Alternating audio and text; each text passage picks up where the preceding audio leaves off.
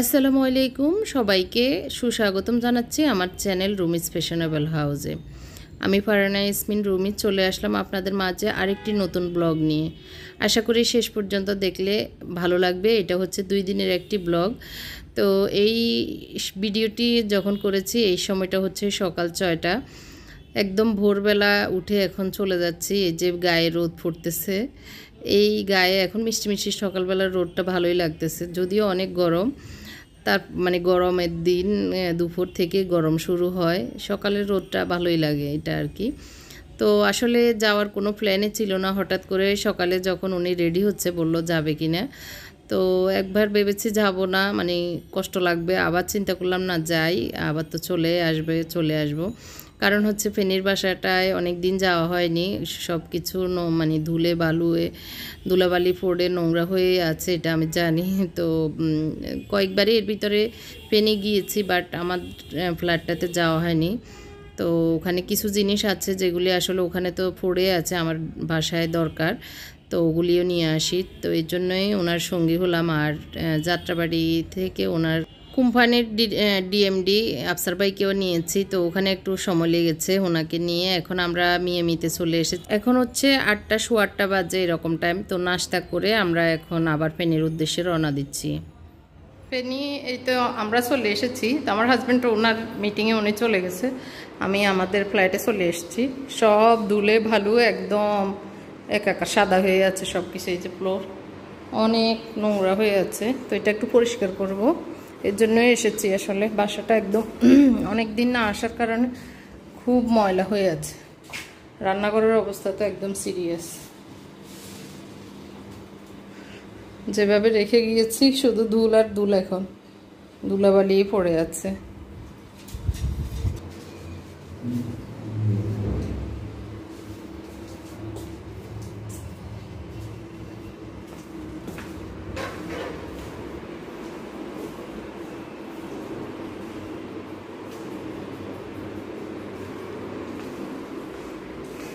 এই তোষকটা উল্টানো ছিল, আমি এখন মেলে একটু বসেছি, না হয় সব ধুলে এমন অবস্থা হয়ে আছে যে বসারও জায়গা নেই, এমন অবস্থা। তো এগুলো আসলে পরিষ্কার করা অনেক জরুরি। এই রুমটাই অবস্থা হয়ে যাচ্ছে। আমি এসে বোরকা খুললাম একটু আগে।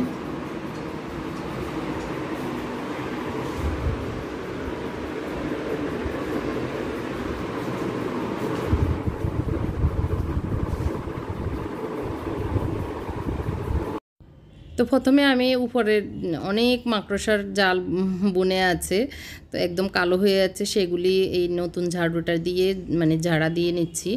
একদম কেউ নেই, আমি একাই। উনি তো মিটিংয়ে।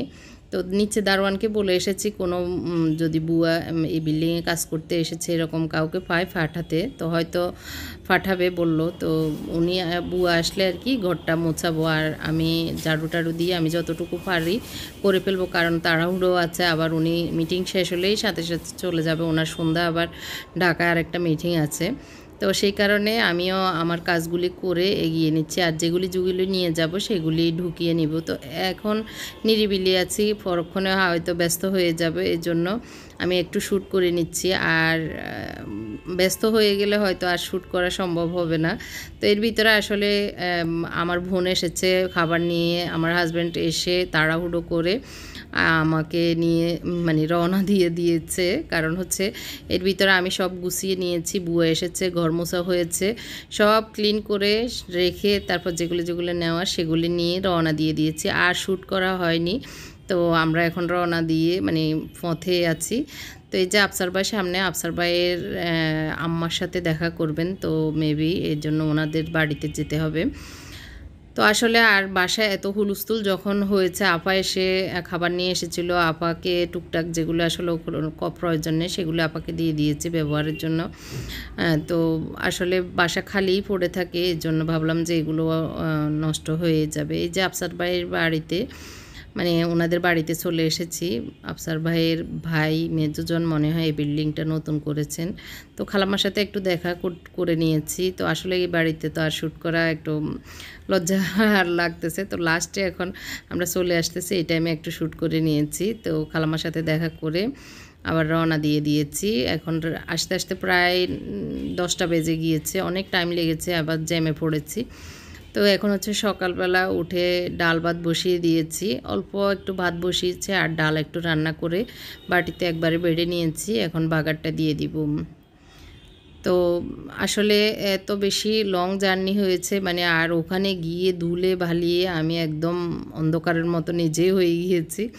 তো এসে আর টায়ার্ড হয়ে ঘুমিয়ে পড়েছি। আসলে খুব মানে ভালোই জার্নি হয়েছে আর পরিশ্রম হয়েছে। তো ওখানে আপাকে রেখে আপাকে আবার রিক্সায় উঠিয়ে আমরা আবার চলে এসেছি। এই আর কি আমাদের একটা সারাদিনের জার্নি আপনাদের সাথে শেয়ার করলাম। কেমন লেগেছে কমেন্ট করে জানাবেন। রুটি ছেঁকে নিচ্ছি সকালবেলা, এখন ওরা বাচ্চারা খাবে। আর আমরা একটু সবজি রান্না করব, সবজি দিয়ে খাবো। তো আগে এই যে ডিম সিদ্ধ করে রেখেছি, যেগুলো আগে করা দরকার সেগুলো আগে করে নিচ্ছি আর কি। তো আজকে রান্নাবান্নাটা আপনাদের সাথে শেয়ার করব। আসলে আপনাদের কাছে কেমন লাগবে জানি না আজকের ব্লগটি। তারপরে আমি যতটুকু শ্যুট করেছি বা যতটুকু পেরেছি আপনাদের সাথে শেয়ার করার চেষ্টা করতেছি। এখানে আমি কলমি শাক ভাজি করছি, আর ডাল ভাত তো হয়ে গিয়েছে, আর একটু সবজি রান্না করব আর ছোট মাছ রান্না করব।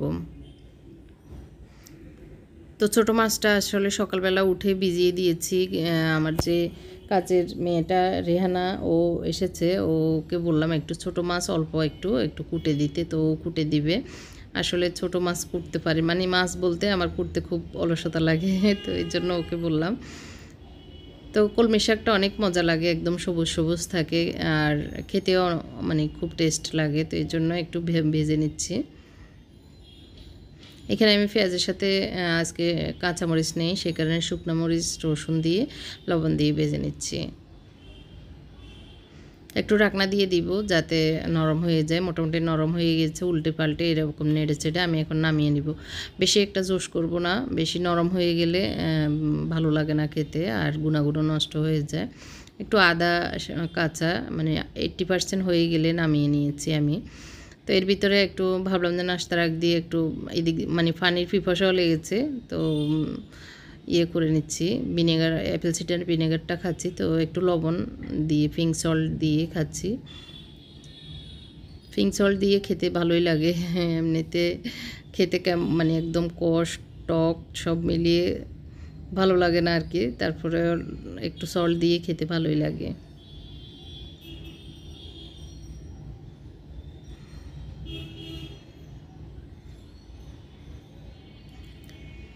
যারা আমার চ্যানেলে নতুন এসেছেন, এখন আমার চ্যানেলটি সাবস্ক্রাইব করেনি, প্লিজ আমার চ্যানেলটি সাবস্ক্রাইব করবেন এবং আমার পাশেই থাকবেন। যদি আমার একটা ভিডিওর অংশ আপনাদের ভালো লাগে, লাইক কমেন্ট করতে ভুলবেন না, আর যাদের কাছে বেশি ভালো লাগবে শেয়ার করতেও কিন্তু ভুলবেন না আপনার ফ্রেন্ড অ্যান্ড ফ্যামিলির সাথে। এই যে এখানে আমি একটু বরবটি আর একটা বেগুন কুটে নিয়েছি, একটু সবজি রান্না করছি। যেই ফ্যানে আমি ইয়ে করেছি, কলমি শাক ভেজে নিয়েছি, সেই ফ্যানে আসলে রান্নাটা করে নিচ্ছি, তাহলে আর অন্য পাতিল লাগবে না। তো সেখান থেকেও ঢেলে নিব। এই যে কলমি শাক ভেজে বাটিতে নিয়েছি, আর মাছগুলো কুটে ধুয়ে মানে এভাবে পরিষ্কার করে নিয়েছি। 3 টুকরা পাঙ্গাস মাছ নিয়েছি আমার ছেলেদের জন্য, 3 জনের জন্য 3টা ভেজে রাখবো, ওরা খেতে চাইলে খাবে।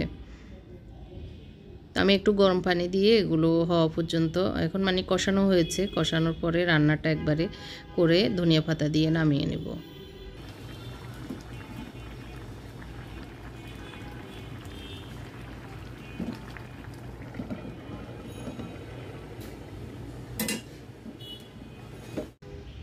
এখন আমি চুলা অফ রেখেছি, পাতিলে মাছগুলো যেভাবে আসলে আমি ছোটো মাছ রান্না করি এভাবে করছি আর কি। এইভাবে করলে খুব মজা হয়। মাছগুলো পাতিলে দিয়ে দিচ্ছি আর দিয়ে দিব পেঁয়াজ। পেঁয়াজের তো অনেক দাম বেড়ে গিয়েছে, প্রায় 90 টাকা 95 100 টাকা করে পেঁয়াজ আমাদের এদিকে, জানি না কার দিকে কেমন। এখানে হলুদ মরিচ লবণ দিয়ে দিচ্ছি পরিমাণ মতো। আচ্ছা, আসলে এই মাছে কোনো মশলার দরকার হয় না আমি মনে করি, মশলা দিলে বরং টেস্ট নষ্ট হয়ে যায়। আর দিয়ে দিয়েছি একটু বেশি পরিমাণে রসুন, আর সরষের তেল দিয়ে রান্না করছি, যে এই জন্য একবারে সরিষার তেলটাও দিয়ে দিচ্ছি। অল্প একটু পানি দিয়ে দিচ্ছি, কারণ ছোটো মাছ নিচে লেগে যেতে পারে এর জন্য। একটু নেড়েচেড়ে মিশিয়ে নিব, তাহলে সবগুলোর গায়ে হলুদ মরিচটা ভালোভাবে ব্যালেন্স হয়ে লেগে থাকবে। দিয়ে দিচ্ছি টমেটো, আর দিয়ে দিব একটু কারি পাতা। তো তারপরে এগুলোকে একটু নেড়েচেড়ে দিচ্ছি, ভিতর দিকে ঢুকিয়ে দিচ্ছি আর কি। তো যেহেতু আমার গাছে আছে কারি পাতা, সেই কারণে এই কারি পাতা দিয়ে দিলে গ্রান হয়, খেতে ভালো লাগে। এদিক দিয়ে সবজিটা হয়ে গিয়েছে মোটামুটি, আর বেশি ঝোল শুকাবো না, আবার 2 বেলা জাল দিতে হবে। দুপুরেও গরম করে খেতে হবে, আবার রাতেও গরম করে খেতে হবে, এই জন্য। তো আমি বাটিতে ঢেলে ফ্রাই প্যানটা ধুয়ে নিব। তো এই তো মোটামুটি কাজ কমপ্লিট করে নিয়েছি দুপুরের রান্নার। আর মাছটা এই সবজিটাতে ভাগার দিয়ে দিচ্ছি, কারণ সবজিতে তিল দিয়ে বসাইনি। তো একটু রসুন আর পেঁয়াজ দিয়ে একটু ভেজে তারপর কারি পাতা দিয়ে আবারও নেড়ে ছেড়ে এখন দিয়ে দিব। তো এই তো হয়ে গিয়েছে, আমি এখন সবজিতে ভাগারটা দিয়ে দিচ্ছি। সবজিতে এরকম ভাগার দিয়ে খেলে আমার কাছে মনে হয় ব্যক্তিগতভাবে আর কি ভালোই লাগে। তবে এইভাবে ভাগার দিয়ে খাওয়াটা নাকি স্বাস্থ্যকর না, এখন শুনতেছি আর কি।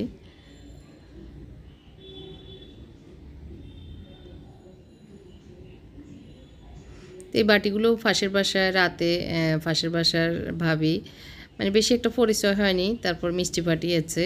তো ওনাদের জন্য আবার কিছু করে দিতে হবে। দেখি ভাবতেছি পুডিং বানিয়ে দিব বা মিষ্টি জাতীয় কিছু করে দিব, দেখা যাক, কালকে পরিকল্পনা নেব, আজকে তো আর হবে না। তো এই দিক দিয়ে মাছগুলো মোটামুটি কষানো হয়ে এসছে, আর একটু হোক। আবারও ঢাকনা দিয়ে একটু ভালো করে রান্না করে নিচ্ছি। এই যে শুকিয়ে গিয়েছে ধনিয়া পাতা দিয়ে, এখন চুলাটা অফ করে দিয়েছি। খুবই টেস্ট হয়েছে, একদম ফ্রেশ মাছ। ওই দিন যে আমরা ইয়েতে গিয়েছিলাম পদ্মা নদীতে, ওইখান থেকে এই মাছগুলি নিয়ে এসেছিলাম। তো আজকে এই তো নাস্তা এটাই খাচ্ছি, একটু মাছ নিয়েছি, একটু সবজি নিচ্ছি, মানে দুপুরের সব কিছু একটু একটু এখন সকালেও খেয়ে নিচ্ছি, কারণ হচ্ছে এখন 11:30 বাজে। তো আমার হাজব্যান্ডও দেরিতেই খায়, তো আমার জন্য অপেক্ষা করে, আমি তো সব কাজ করে একবারে খাই। তো আমি সবজি নিয়েছি, দুজনে 2টা ডিম খাবো, আর উনি রুটি দিয়ে খাচ্ছে। তো ওনার জন্য আসলে ডায়েট করাটা মুশকিল হয়ে গেছে, উনি শুধু স্বাদে আর খাওয়ানোর জন্য পেরেশান করে ফেলে, এটা খাও ওইটা খাও, কিচ্ছু হবে না কিচ্ছু হবে না, এরকম করে। তো আসলে সাধলে না খেলেও মানে কেমন যেন লাগে, তারপরেও চেষ্টা করি অ্যাভয়েড করার। এখানে বিকেলবেলা এখন আসলে খাওয়া দাওয়ার পরে আমি একটু রেস্ট নিয়েছি, তারপরে একটা কাজও করেছি, সেটা শেয়ার করলাম না।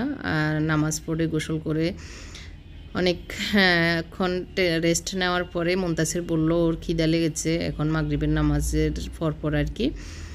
তো টিচারও এসেছে, মোত্তাকিকে টিচার পড়াচ্ছে, আর ও স্যারের পড়াগুলো পড়ে নিচ্ছে, মানে পড়া দিয়েছে সেগুলো কমপ্লিট করতেছে। তো বললো মিষ্টি টোস্ট করতে, পাউরুটি আছে যেহেতু, তো ওর জন্য এখানে মিষ্টি টোস্ট আমরা যেভাবে করি সেভাবে করে নিচ্ছি আর কি, দুধ চিনি আর হচ্ছে এই তো ডিম।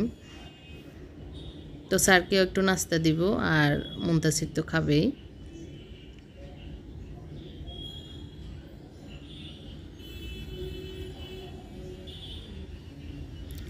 তো খুবই মানে সফট আর খুব টেস্ট হয়েছে পাউরুটিগুলো, মুনতাসির বলল।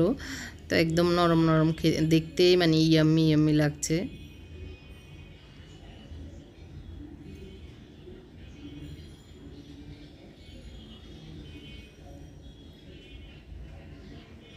তো আজকের ব্লগটি কেমন লেগেছে কমেন্ট করে জানাতে কিন্তু ভুলবেন না, সবার কাছে অনুরোধ থাকবে।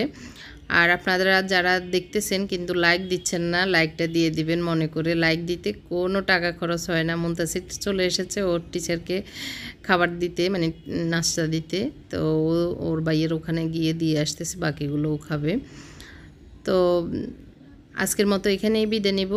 আজকের আর কিছুই দেখাতে পারছি না। সবাইকে আল্লাহ যেন ভালো রাখে এই দোয়া করছি, আমার জন্য দোয়া করবেন। আল্লাহ হাফেজ, আসসালামু আলাইকুম।